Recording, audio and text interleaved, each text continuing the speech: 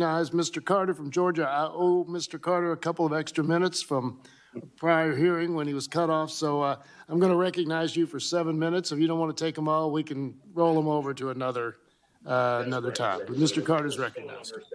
Thank you, Mr. Chairman. I appreciate you remembering that. Not that I was going to let you forget it, but nevertheless, I do appreciate you remembering it.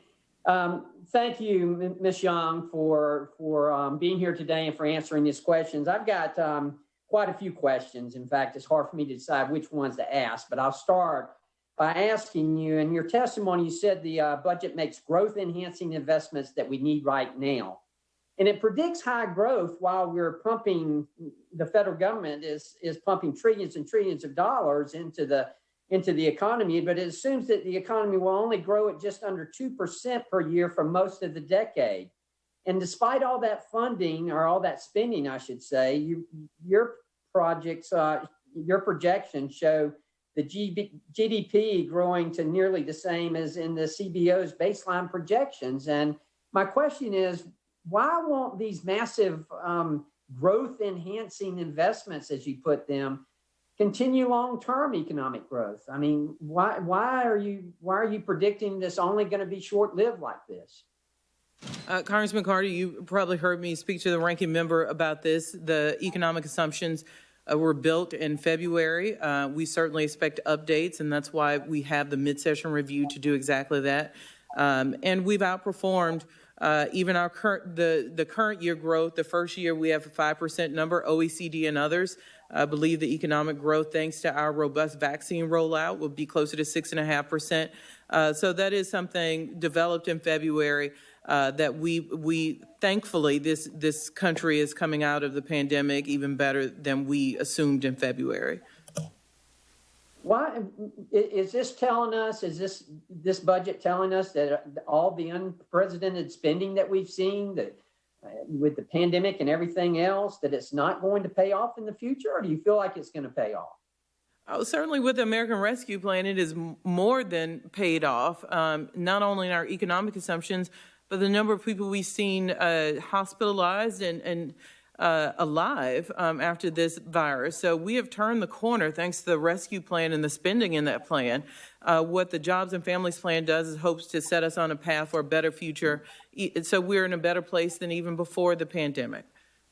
I'm not sure. Well, I'm not going to dispute what you're saying, but I'm not sure I agree with that when you consider the fact that less than 9% of the rescue plan went to health care. So nevertheless, it just, again, it sounds like we're mortgaging our children's future. I've got my grandbabies here this week with me, and, you know, I just look at them and I think, oh my gosh, what are we doing to you? What are we doing to y'all? And you know, this is intergenerational theft that we're talking about here. But nevertheless, another thing I want to ask you about, and I'll get to debt in just a minute, but it's very important to me because I've been to the border and I've seen what's happened down there, and it's very, very concerning. But as a percentage of GDP, our non-defense, our defense spending, I should say, would be reduced to 2.5%, the lowest since World War II. And it would increase non-defense spending by 42%, and this budget would. So, you know, the focus is shifted from defense spending to things like the Green New Deal. And the president's FY22 discretionary funding request for national defense is $753 billion, which that doesn't even keep up with inflation, as we all know. And meanwhile, we've got, you know, world on fire right now. We've got the U.S. world face growing threats from China, from Iran or Russia, and the cyber criminals. And now even the Bipartisan National Defense Strategy Commission has recommended an annual 3 to 5% increase above inflation for national defense.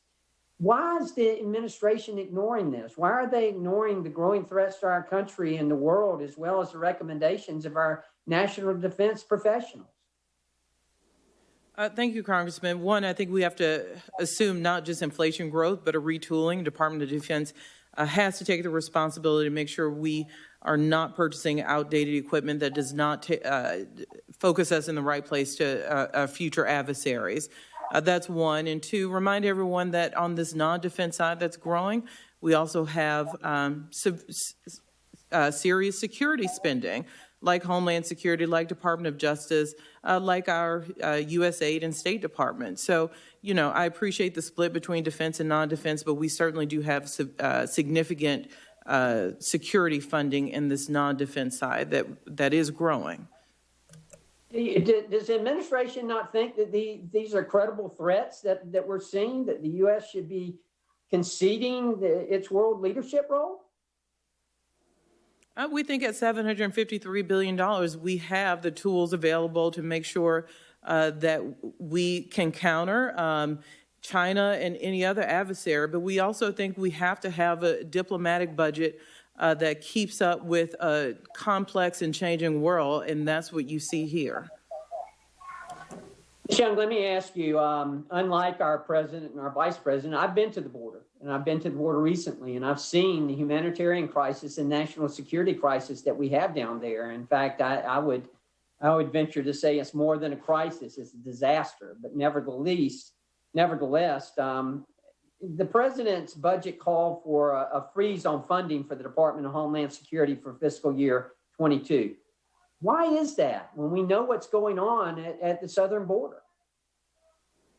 The president called for an additional $760 million in facilities to improve border and migrant processing, $203 million more for migrant processing, $200 million more almost for technology, almost $900 million more for immigration judges. So, you know, you're certainly speaking to the top line, but we do have resources that we've devoted to I don't mean to interrupt you, but I just want to know, so does that send us a message that the administration has no intentions to do anything about securing the border, but instead just wants to spend more money into processing the illegals as they come across?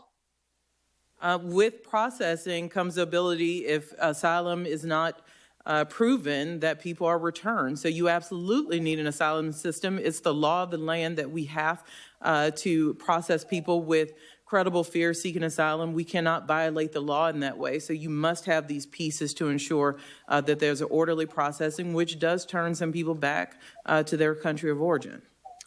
Thank you, Mr. Chairman, for the extra time. Absolutely. Gentleman's time is expired.